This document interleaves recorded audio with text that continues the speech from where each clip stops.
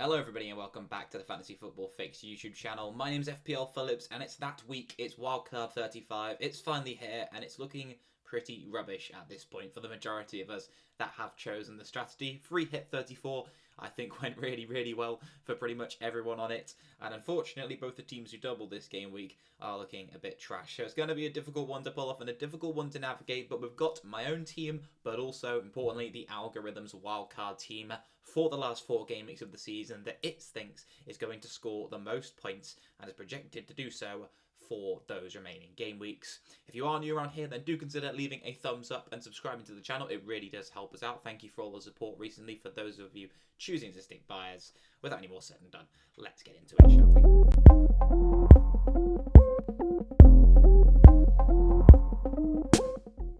So Eddie versus the algorithm will still be coming later on in the week. We'll have the captaincy discussion and everything for this week then. Today is going to be purely the two teams, the algorithm side and my own.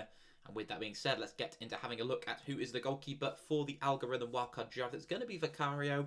Obviously Spurs, one of those teams with the 2 double game weeks, themselves and Chelsea being those two sides. Unfortunately, the fixtures don't look great, and also Spurs as a defence aren't a very good prospect.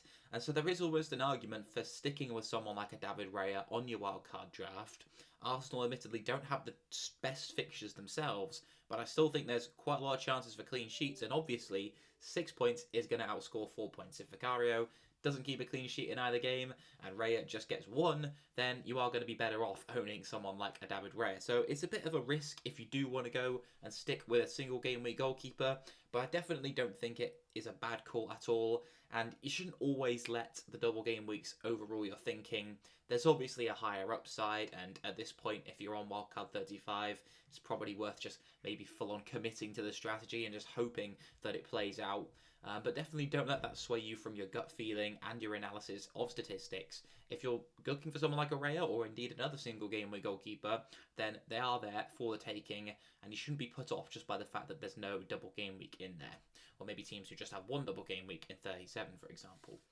We'll have a look at the defence now, where we are going to see some double game week players, so players that have doubles in 37 coming in. Maguire is just a 1 week punt with this team, so he drops to the bench for the remainder of the season, but the Burnley home fixture is a very nice one for United.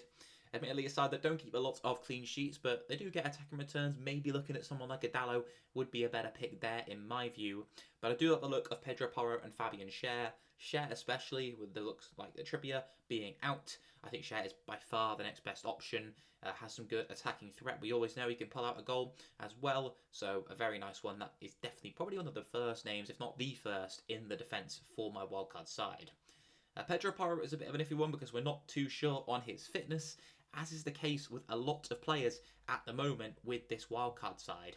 So you've got players from Chelsea like Gusto and Palmer, the key assets who are uncertain with their fitness at the moment. There's also some Man City players that we'll talk about later on with issues that hopefully we should get updates on before the deadline, and that's going to be really key to deciding some of the important personnel in the wildcard sides. And Pedro Porro is one such player where if he's fit, you're kind of going to have him in, but if he's not, then you're going to have to look elsewhere. And I have got some other defenders in my draft that I think are good options, and there'll be some on the bench with this team as well. In midfield, we're going to see Conor Gallagher, who's another one like Maguire, who's a 1 week punt for this game week, who then drops down onto the bench. So, interesting one. I like it. I like a little bit of a different option. Gallagher doesn't have the best underlying data. He's not like Cole Palmer, who's also in this side. But, you know, when everyone's like such similar looking teams, it's the last few game weeks and you want to have a bit of fun. You never know when a player like him might come out with a haul. And maybe it could be this game week when Chelsea take on Villa and Tottenham. Alongside him in the midfield are some more obvious standout picks, so Bruno Fernandes, Palmer, and also Heung-min Son. With Palmer taking the captain's armband this week, but he has missed out entirely in that game against Arsenal on Tuesday night. So a bit worried about Palmer, to be honest. I think he'd be in my side anyway and would maybe just drop down onto the bench. I think he's such a clear pick in FPL at the moment that unless it's a serious injury that's going to rule him out for a long time, I think that you have to have him in your side. And as of what I'm reading, it looks like he could well be back for this game week anyway, so it's definitely worth having him in. Bruno Fernandes and Son are 2 other good picks as well. I've not been totally convinced by Spurs at all, to be honest, recently. I don't think Maddison looks the same player as he was before the injury, and I think that is damaging the whole team, and Son's potential as an FPL option kind of goes along with that. Arsenal and Chelsea are also, two pretty difficult games, but I think at that point it kind of goes with committing to the strategy. Like I said, if you're going to go with a Spurs attacking asset, it's obviously going to be Heung-min Son. And for that reason, I think there's not really any better way to spend the funds, maybe other than one asset who I'll talk about a little bit later, who I like the look of. But Bruno Fernandes is another one of those kind of mid to high price midfielders. Manchester United options are not in good quantity at the moment as terms of quality options go. And Fernandes is probably the best of the bunch. He can get a return at any point in any game. Penalties as well go in his favour. Him, Garnacho and Højlund are the only ones I'd be looking at from a Manchester United attacking perspective. And, if you've got the funds to go Fernandes over Garnacho, I think it probably is worth the upgrade there. Burnley at home is a nice fixture, and obviously the double in Gameweek 37 as well. As the majority of drafts will be looking to probably bench boost if you're on a Wildcard 35, I'm assuming. And then finally up front, we're going to have a look at Isak, Højlund, and then Jackson, which is going to be the template front three on a wildcard. Isak and Haaland have to be lock-ins. Haaland is another one, though, where we're not sure of his fitness. Big scary tweets about Haaland and Foden not being in training, so that is something definitely to keep an eye on and take a look at Pep's quotes before the weekend. But Jackson is probably that slot where people might go for a Højlund, they might go for a João Pedro, maybe could be another option with Brighton doubling. So Jackson at the moment is probably the favourite in my view.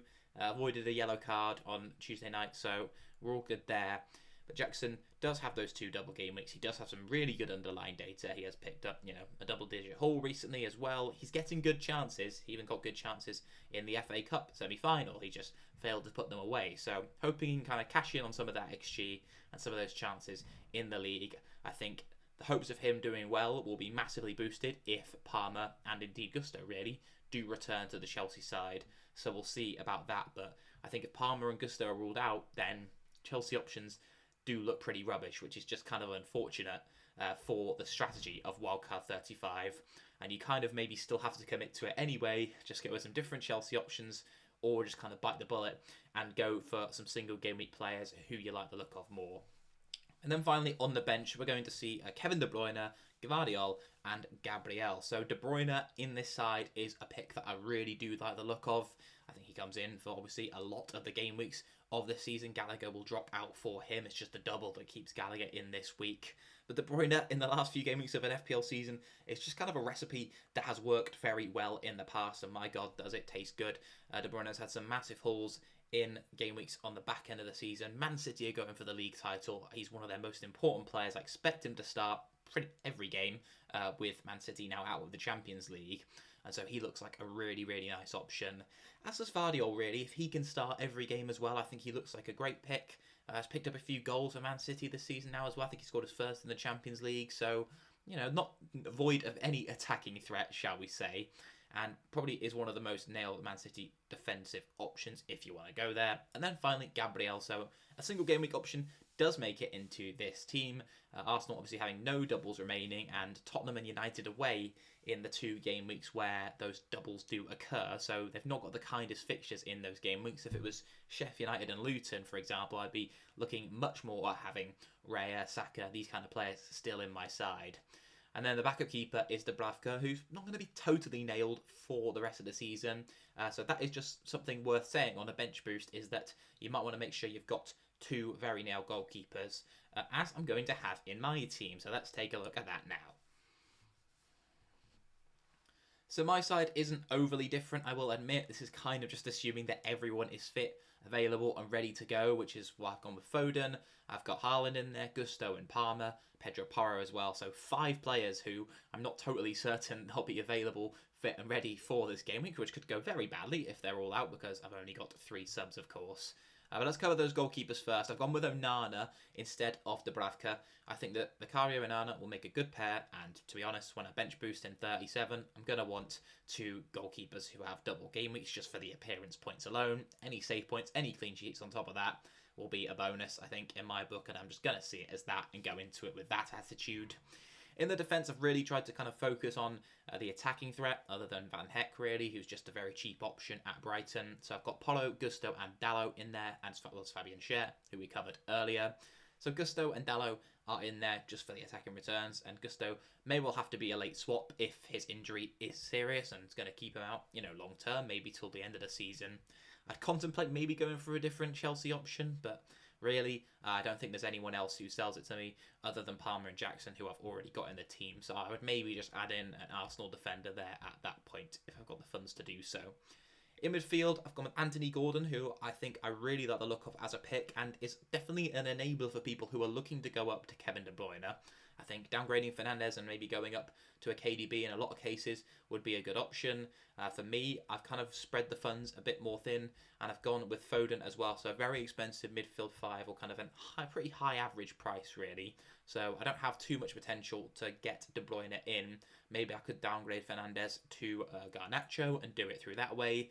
I really do like De Bruyne, and it's a bit of a nail in the coffin for Foden's hopes in my side if he is injured, and that will mean I'll take the hit and I'll go with De Bruyne. I'm not taking a hit literally, but I'll go with De Bruyne, and I'll have to downgrade Fernandes to Garnacho or find funds from some other area, because I really would want KDB in my side. I'm kind of looking for an excuse to do so already, to be honest, as you can kind of tell.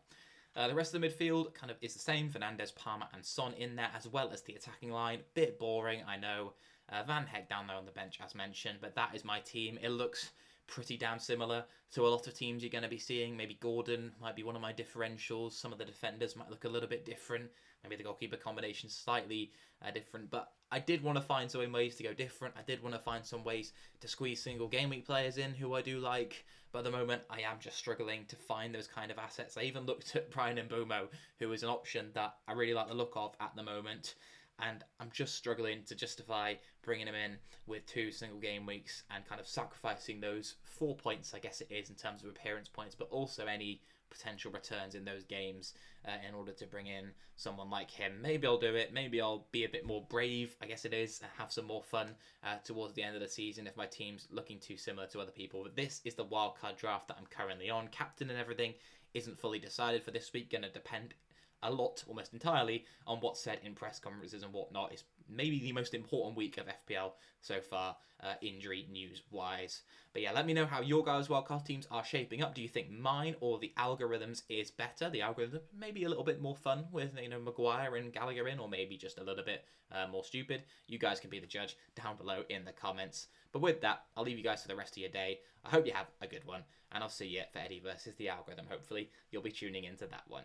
I'll see you soon, and goodbye.